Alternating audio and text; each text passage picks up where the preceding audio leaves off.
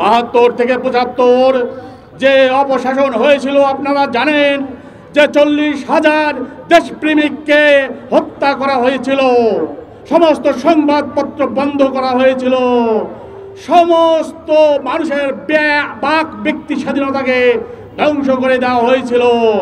তারপরেও মানুষ প্রতিবাদ মুখর হয়েছিল। তখন একদলীয় বাকশাল শাসন প্রতিষ্ঠা করে খুনি বাংলাদেশের প্রথম স্বৈরাচার শেখ মুজিবুর রহমান সে বাকশালের মধ্য দিয়ে রাজতন্ত্র প্রতিষ্ঠা করতে চেয়েছিল। কিন্তু এই বিপ্লবী আগস্ট বিপ্লবের সন্তানেরা, আগস্ট বিপ্লবীরা, মুক্তিযোদ্ধারা তার সেই স্বপ্ন চুরমার করে একদলীয় বাকশাল ব্যবস্থাকে উচ্ছেদ করে বহুদলীয় গণতন্ত্র নিয়ে এসেছিল। মানুষ স্বস্তির নিঃশ্বাস ফেলেছিল। মাস হিসাবে আগস্ট মাস মহামুক্তির মাস।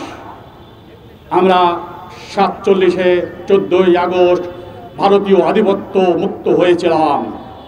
আবারও 1975 সালের 15 আগস্ট ভারতীয় আধিপত্যবাদ মুক্ত হয়েছিলাম। আবারও এই আগস্টেরই 24-এর 5ই আগস্ট ভারতীয় আধিপত্যবাদ মুক্ত হয়েছিলাম। এই দিনেই জন্ম হচ্ছে, আত্মপ্রকাশ হচ্ছে মঞ্চ 24-এর। এটা একটি জাতির জন্য, দেশের জন্য, আমাদের জন্য শুভ লক্ষণ। ভারতীয় আধিপত্যবাদ, ভারতীয় দালাল নিষিদ্ধ আওয়ামী বাকশালীকে চিরতরে কবর রচনা করার জন্য 24 মঞ্চ 24 জন্মগ্রহণ করেছে। সবাইকে সাথে নিয়ে ইনশাল্লাহ এই লক্ষ্য পূরণ করবে।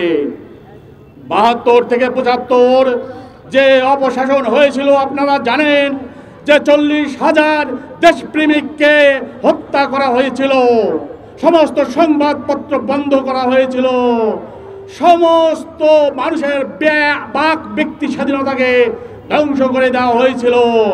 তারপরেও মানুষ প্রতিবাদ মুখর হয়েছিল। কবি রফিক আজাদ বলেছিল, ভাবতে হারামজাদা নইলে মানচিত্র ছিঁড়ে খাবো। তারই পরিপ্রেক্ষিতে রফিক আজাদকে কারান্তলে দেওয়া হয়, কাউকে কথা বলতে দেবে না দেখে। তখন একদলীয় বাকশাল শাসন প্রতিষ্ঠা করে খুনি বাংলাদেশের প্রথম স্বৈরাচার শেখ মুজিবুর রহমান সে বাকশালের মধ্য দিয়ে রাজতন্ত্র প্রতিষ্ঠা করতে চেয়েছিল। কিন্তু এই বিপ্লবী আগস্ট বিপ্লবের সন্তানেরা, আগস্ট বিপ্লবীরা, মুক্তিযোদ্ধারা তার সেই স্বপ্ন চুরমার করে একদলীয় বাকশাল ব্যবস্থাকে উচ্ছেদ করে বহুদলীয় গণতন্ত্র নিয়ে এসেছিল। মানুষ স্বস্তির নিঃশ্বাস ফেলেছিল এবং দেশ এবং জাতি রক্ষা পেয়েছিল। এই আগস্ট মাসে 15 আগস্ট হলো আমাদের হক এবং বাতিলের ফারাক।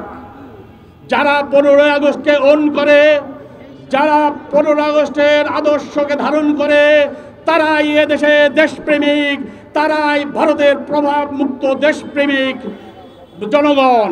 আর যারা 15 আগস্টকে আপনার অন করে না, 15 আগস্টকে প্রশ্নবিদ্ধ করতে চায়, তারা হলো ভারতীয় দালাল, দেশদ্রোহী। এইটা ফারাক হয়ে গেছে। এখন আমাদের শুধু সামনে এগিয়ে যেতে হবে। এই দালাল চিহ্নিত হয়ে গেছে, এই শাহবাগীরা চিহ্নিত হয়ে গেছে, এই আওয়ামী লীগ চিহ্নিত হয়ে গেছে।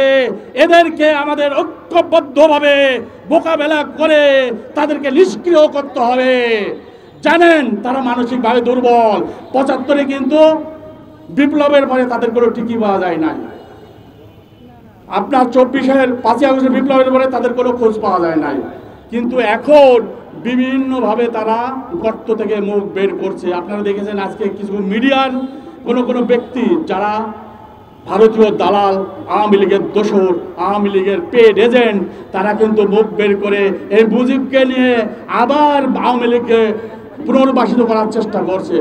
এদেরকে আমি অনুরোধ করব যে আপনারা নিজেদের সংশোধন করে নেন, না হলে হাসিনা গেছে সে পথে আপনারাও যাবেন সে পথে ইনশাল্লাহ। বাংলাদেশের মানুষ জেগেছে, বাংলাদেশের মানুষ রেগেছে। এবার আর আপনাদের কোনো ক্ষমা নয়, ক্ষমার সুযোগে, আপনার অনুকম্পার সুযোগে আপনারা আর সেই সুযোগ গ্রহণ করতে পারবেন না। বাংলাদেশ এগিয়ে যাচ্ছে, এগিয়ে যাবে ইনশাল্লাহ। আপনারা সবাইকে ঐক্যবদ্ধ থাকার আহ্বান জানিয়ে আমার বক্তব্য শেষ করছি। মহামুক্তির মহান দিবস ঐতিহাসিক 15ই আগস্ট, মঞ্চ 24 জিন্দাবাদ। ভারতের দালালেরা হুঁশিয়ার, সাবধান। ভারতের আধিপত্যবাদ ধ্বংস হোক, নিবাদ যাক। আল্লাহ হাফেজ।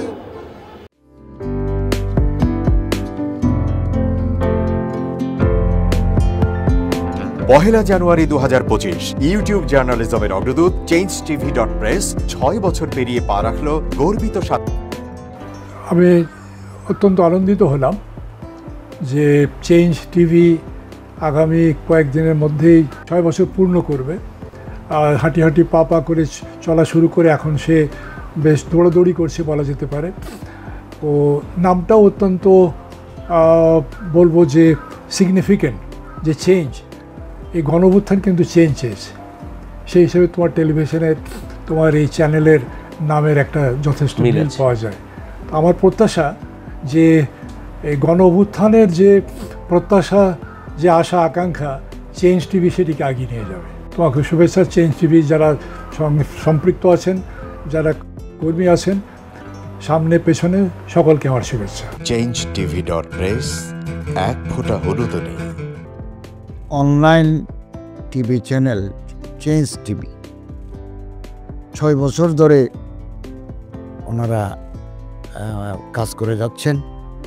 ইতিমধ্যে জনগণের হৃদয়ে স্থান করে নিয়েছেন। প্রায় 22 লাখ সাবস্ক্রাইবার আছে।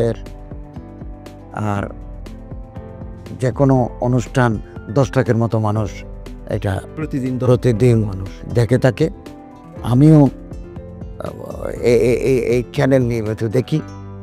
তো চেঞ্জ টিভির পক্ষে আমিরুল মোমিনিন মানিক সাহেবের উপস্থাপনা, প্রশ্নের ধরন, এগুলো জনগণ দেখতে চায়, শুনতে চায়।